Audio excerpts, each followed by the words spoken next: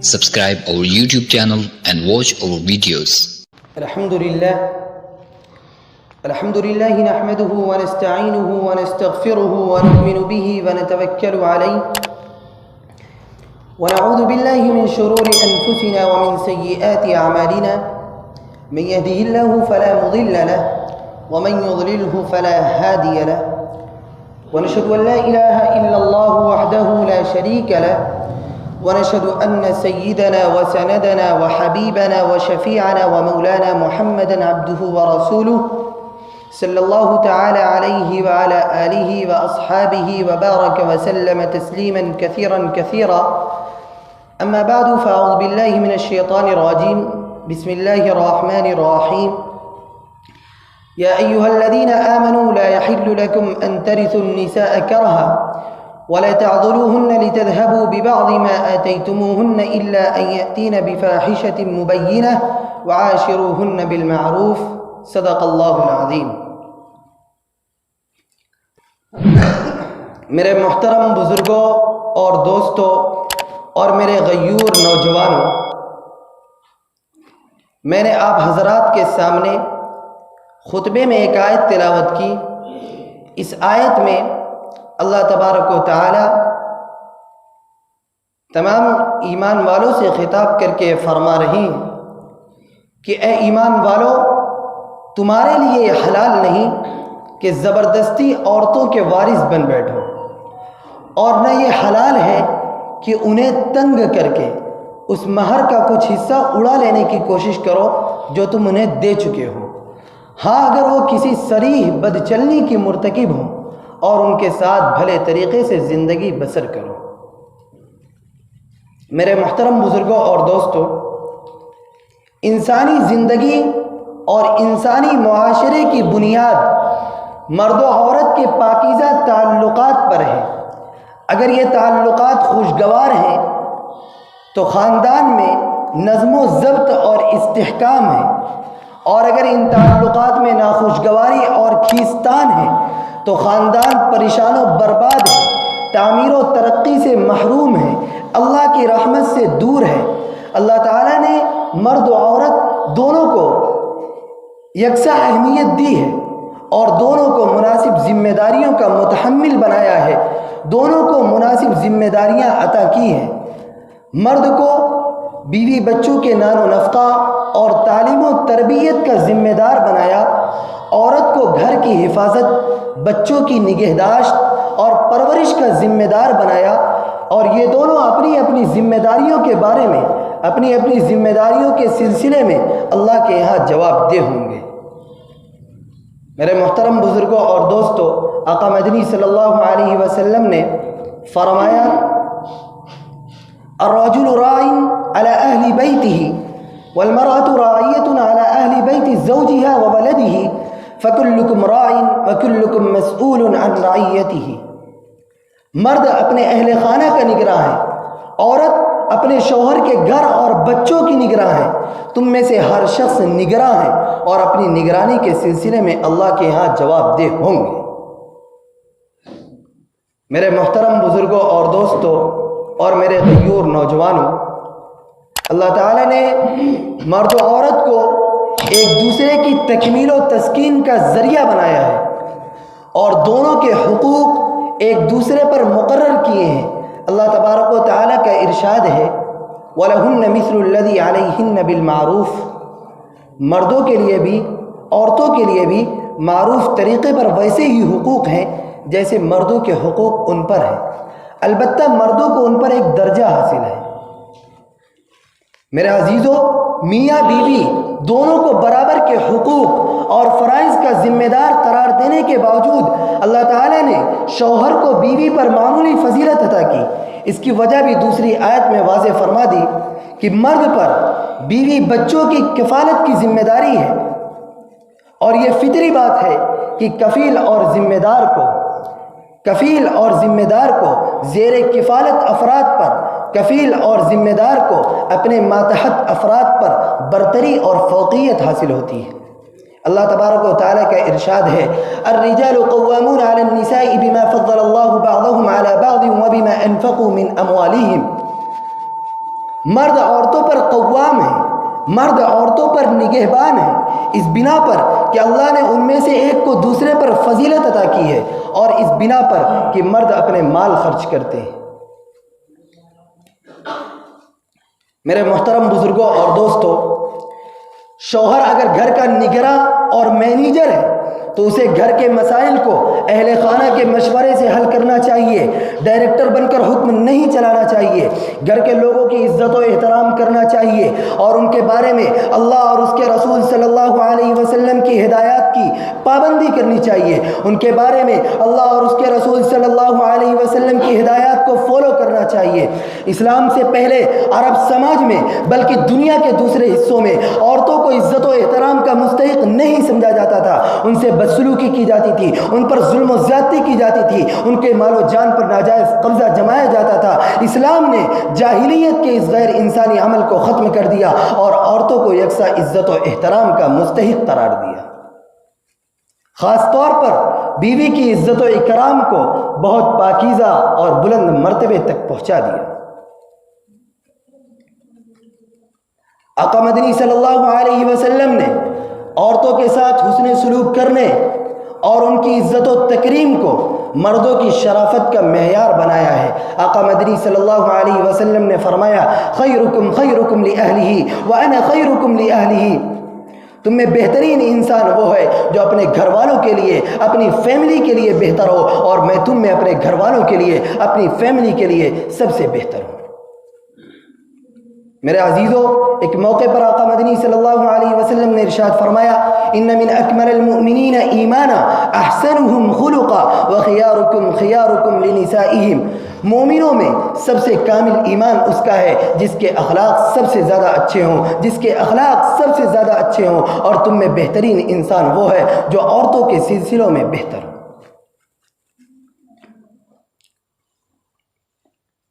میرے محترم بزرگوں اور دوستوں اور میرے غیور نوجوانوں،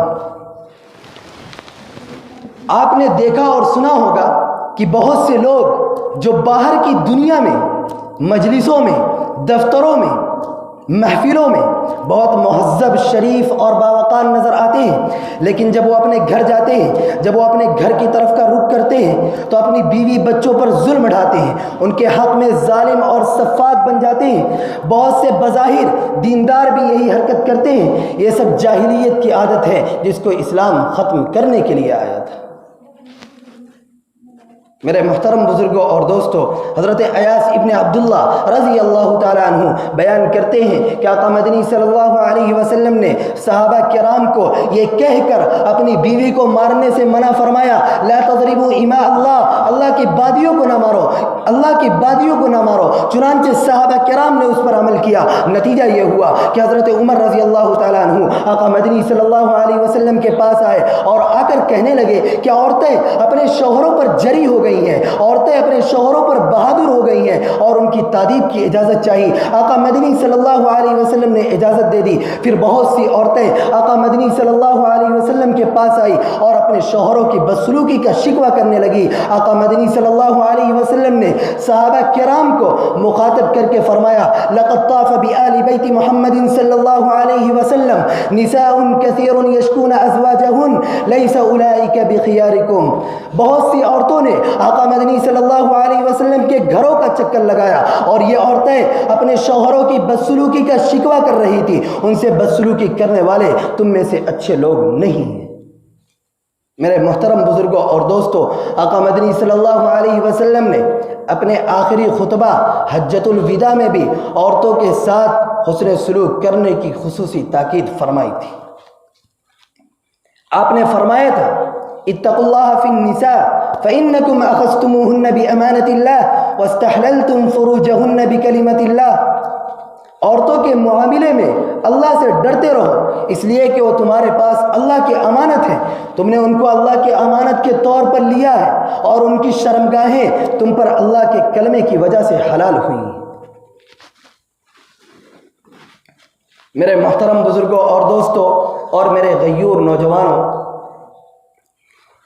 دینی تعلیم اور شرافت کی کمی کی وجہ سے آج بھی بہت سے مسلمان اپنی بیوی کے ساتھ بدسلوکی کر رہے ہیں، بہت سے شوہر اپنی بیوی سے محبت نہیں کرتے اور گناہ کی طرف مائل ہو جاتے ہیں. بہت سے شوہر اپنی بیوی کا نان و نفقہ نہیں دیتے. بہت سے شوہر اپنی بیوی کا خرچہ نہیں دیتے. بہت سے شوہر اپنی بیوی کو میکے چھوڑاتے ہیں. بہت سے شوہر اپنی بیوی کو میکے چھوڑاتے ہیں اور ان کو طرح طرح کی تکلیف دیتے ہیں, ان کو طرح طرح کی اذیت دیتے ہیں. بہت سے شوہر جوانی میں ان سے استفادہ کرتے ہیں اور جب ان کی عمر ڈھلتی ہے یا وہ بیمار ہوتی ہیں تو ان سے بے توجہی برتتے ہیں. یہ سب حرکتیں انسانیت سے گری ہوئی ہیں اور اسلامی تعلیمات کی کھلم کھلا خلاف ورزی. میرے محترم بزرگوں اور دوستوں, ایک ساتھ رہنے سے بعض تکلیفیں بھی ہوتی ہیں, بعض باتیں ناموافق بھی ہوتی ہیں, بعض عادتیں ناپسندیدہ بھی ہو سکتی ہیں. اللہ کا حکم یہ ہے کہ ان چیزوں پر صبر کرو اور حکمت سے ان کی اصلاح کرنے کی کوشش کرو جہاں تک اصلاح کی گنجائش ہو. ایسا نہ ہو کہ وہ سلوک اپناؤ اور ان سے نفرت کرنے لگو, اور وہ سلوک اپناؤ, وہ طریقہ اپناؤ جو تمہاری غیرت اور شرافت کو داغدار کر دے.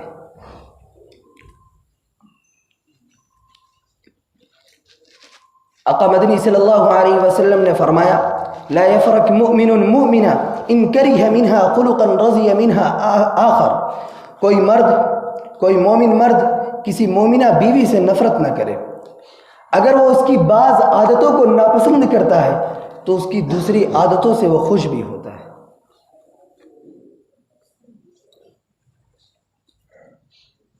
میرے محترم بزرگوں اور دوستوں اور میرے غیور نوجوانوں, بیوی کی کمزوری کو نظر انداز کرنا اور ان پر سختی نہ کرنا بلکہ مہربانی اور خوش اخلاقی سے پیش آنا مہذب انسان اور مہذب معاشرے کی پہچان ہے. اللہ تعالیٰ نے مرد کو عورت کا, عورت کو مرد کا لباس قرار دیا ہے. اللہ تبارک و تعالیٰ کا ارشاد ہے, ہن لباس لکم وانتم لباس لہن. عورتیں تمہارا لباس ہیں اور تم ان کا لباس ہو. میرے عزیزوں, لباس کی 3 اہم خوبیاں ہوتی ہیں. انسان کے جسم کی حفاظت کرتا ہے, پردہ پوشی کرتا ہے, زینت اور راحت ہے. ٹھیک اسی طرح مرد و عورت ایک دوسرے کے محافظ ہیں, زینت اور راحت ہے, پردہ پوش ہے. بہت سے مرد ایسے ہیں جو وراثت میں عورتوں کو ان کا جائز حق نہیں دیتے. عورتوں کی یہ حق تلفی شوہروں کے بجائے ان کے والدین اور بھائیوں کی طرف سے ہوتی ہے. بہت سے والدین جو اپنی زندگی میں اپنی دولت اپنے بیٹوں میں تقسیم کر دیتے ہیں اور بیٹیوں کو برائے نام کچھ دیتے ہیں یا ان کو جہیز میں سامان دینے کا بہانہ بنا کر اسے محروم کر دیتے ہیں. یہ سب عادتیں انسانیت سے گری ہوئی ہیں اور اسلامی تعلیمات کی کھلم کھلا خلاف ورزی ہے. اللہ تبارک و تعالیٰ نے خود عورتوں کا حق ادا کیا ہے. قرآن کریم میں اس کا ذکر فرمایا ہے. ہم اور آپ کون ہوتے ہیں ان کا حق ہڑپنے والے. اللہ تبارک و تعالیٰ کا ارشاد ہے, للرجال نصیب مما ترک الوالدان والاقربون وللنساء نصیب مما ترک الوالدان والاقربون مما قل منه او کثر. مردوں کے لیے اس مال میں حصہ ہے جو ان کے والدین اور رشتہ داروں نے چھوڑا, اور عورتوں کے لیے بھی اس مال میں حصہ ہے جو ان کے والدین اور رشتہ داروں نے چھوڑا, اگرچہ وہ تھوڑا ہو یا زیادہ, اور یہ حصہ مقرر ہے. جو شخص عورتوں کو ان کا جائز حق نہیں دیتے, ان کا اس حصے سے فائدہ اٹھانا درست نہیں ہے. جیسے کوئی شخص کسی کی زمین اور جائیداد پر ناجائز قبضہ کر لے, جس طرح اس کی آمدنی حلال نہیں ہے, جس طرح اس کی آمدنی درست نہیں ہے, اسی طرح کسی عورت کا حق مار کر, کسی بیٹی کا حق مار کر, کسی بہن کا حق مار کر اپنے دھندے کو چلانا, اپنے دھندے اور کاروبار کو آگے بڑھانا, یہ جائز اور درست نہیں ہے بلکہ حرام ہے. میرے محترم بزرگوں اور دوستوں, مسلمانوں کو چاہیے کہ خواتین کی عزت کریں, ان کی تکریم کریں اور ان کے حقوق کی ادائیگی کے سلسلے میں اسلامی احکام کا پاس و لحاظ رکھیں اور اسلامی احکام کو بدنامی سے اور ذلت سے بچائیں. اللہ ہم سب کو اس پر عمل کرنے کی توفیق عنایت فرمائے. وآخر دعوانا ان الحمد للہ رب العالمین.